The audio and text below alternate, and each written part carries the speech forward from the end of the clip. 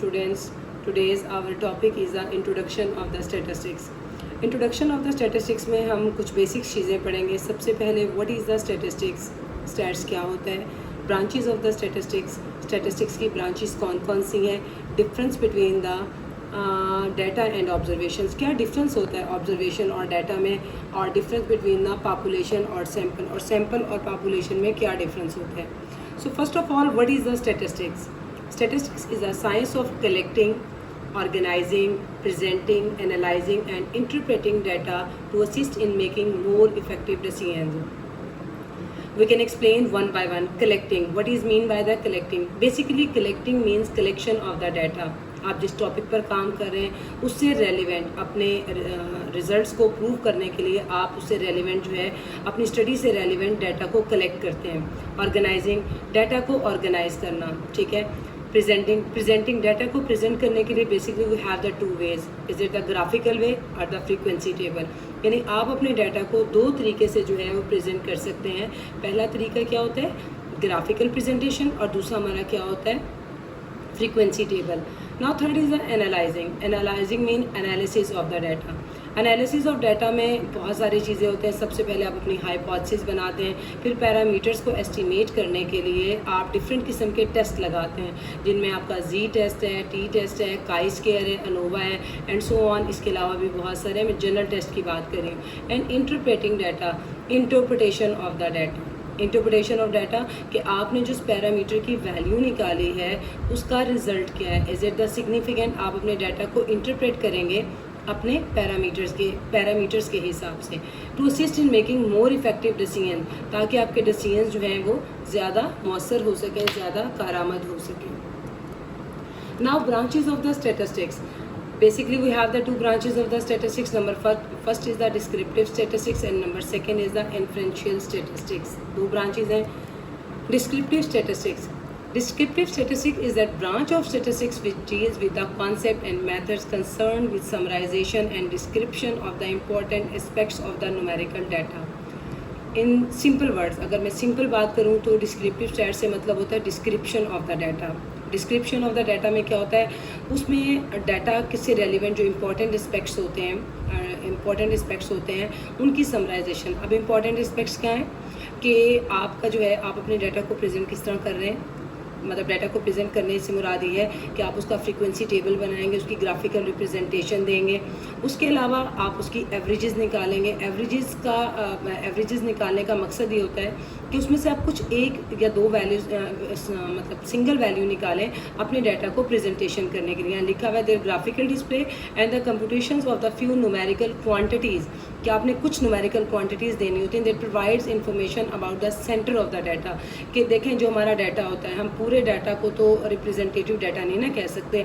हम उस डाटा में से एक ऐसी वैल्यू निकालते हैं जो कि हमारी क्या होती है, सेंट्रल वैल्यू होती है, जो हमारे डाटा की रिप्रेजेंटेटिव वैल्यू होती है. And indicates the separate of the observation.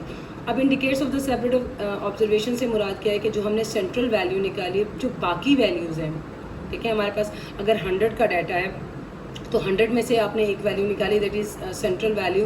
और वो जो सेंट्रल वैल्यू निकालती हैं वो हमारा हम सेंट्रल वैल्यूज़ कैसे निकालते हैं, एवरेजेस के ज़रिए निकालते हैं. तो जब आपने वो एवरेजेस के ज़रिए सेंट्रल वैल्यू निकाली तो आपने चेक करना होता है कि जो हमारी बाकी वैल्यूज़ है, जो हमारी बाकी ऑब्जर्वेशंस हैं, उस सेंट्रल वैल्यू से उसका डिफरेंस कितना ज़्यादा है, ठीक है. और ये चीज़ कौन डिफाइन करता है, वेरिएंस. क्योंकि वेरिएंस बेसिकली क्या डिफाइन करता है, variation of the data. Again I repeat this कि डिस्क्रिप्टिव बेसिकली क्या कहते हैं, अगर मैं इन सिंपल वर्ड्स इसमें बात करूँ तो descriptive mean description of the data. Description of the data में जो है सबसे पहले आपने अपने डाटा को कंपाइल करना होता है, डाटा को प्रेजेंट करना होता है, और उसकी कुछ सेंट्रल वैल्यूज़ डिफाइन करनी होती है, उसकी ग्राफिकल रिप्रेजेंटेशन देनी होती है. This is called the descriptive statistics. Now inferential statistics. Inferential statistics deals with the procedure for making inferences about the characteristics. जो इन्फ्रेंशियल स्टेटिस्टिक्स होती है उसमें प्रोसीजर्स शामिल होते हैं इन्फ्रेंसेस से मुतालिक. अब वो इन्फ्रेंसेस जो है वो आप पॉपुलेशन के भी बना सकते हैं या आप उसके लिए सैम्पल का जो है ना डाटा ले सकते हैं. This area includes the estimation of population parameters and testing of statistical hypothesis. Inferential statistics में obviously you have make some hypothesis, ठीक है. और हाइपोथेसिस आप कैसे बनाते हैं, अपने ऑब्जेक्टिव्स को मद्देनज़र रखते हुए. सबसे पहले आप अपने ऑब्जेक्टिव को मद्देनज़र रखते हुए आप अपना एक हाइपोथेसिस बनाएंगे, अपना हाइपोथेसिस क्रिएट करेंगे. आपने अपना हाइपोथेसिस बना लिया, हाइपोथेसिस बनाने के बाद आप जो है कुछ टेस्ट लगाएंगे, जैसे जी टेस्ट हो गया, टी टेस्ट हो गया, और उन टेस्ट को लगाने के बाद जो है अपने पैरामीटर्स की वैल्यू को आप एस्टिमेट करेंगे, ठीक है। और फिर उसके बाद जब आप पैरामीटर की वैल्यू एस्टिमेट करने के लिए जो टेस्ट लगाएंगे और वहाँ से आप क्या करेंगे, कंक्लूजन्स निकालेंगे और make predictions about the large sample data are population.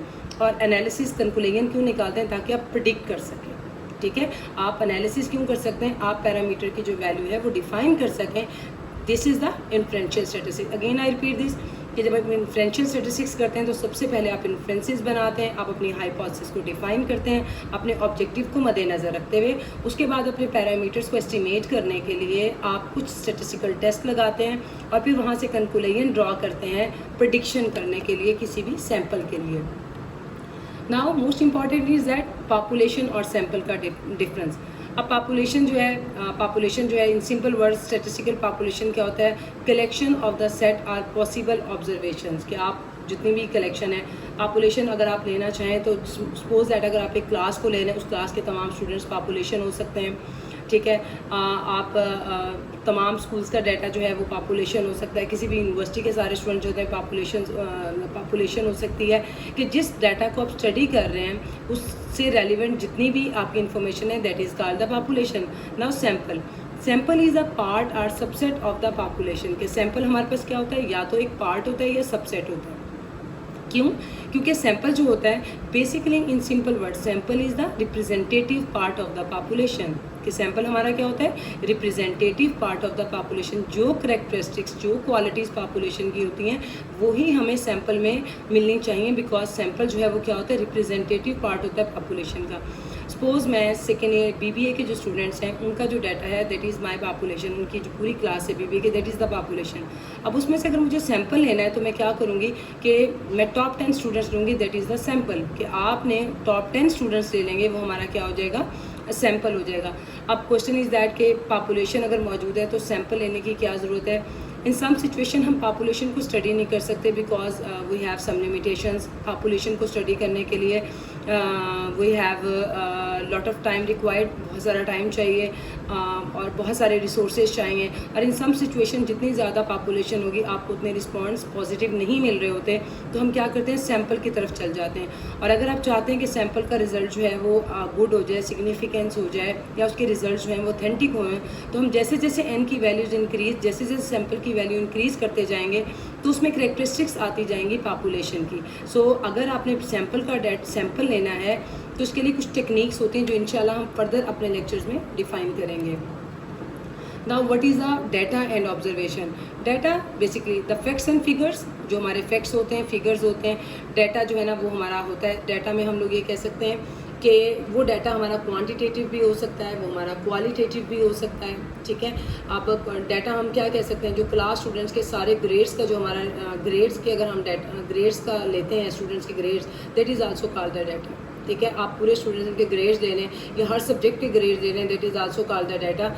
Observation क्या होगा, जो हम 1% का जो वैल्यू 1% का ले लेंगे, वो हमारा 1% का जो हम रिजल्ट लेते हैं that is called the observation. So data जो है बहुत सारी चीज़ों में डाटा हमारे पास डिफरेंट टाइप्स का हो सकता है। डाटा हमारे पास क्वांटिटेटिव भी हो सकता है, क्वालिटेटिव भी हो सकता है, ठीक है। क्वांटिटेटिव में आपकी न्यूमेरिक वैल्यू होगी और जब क्वालिटेटिव डाटा की बात करेंगे तो वो हमारी क्या हो जाएगी, मतलब क्वालिटी होगी। अब क्वालिटी से क्या मुराद है कि आपका ऑब्जर्वेशनल डाटा होगा, आपका सर्वेस का डाटा होगा। आई एम श्योर कि आपको आज का लेक्चर जो है ना वो बहुत अच्छे से समझ आ गया होगा। Thank you.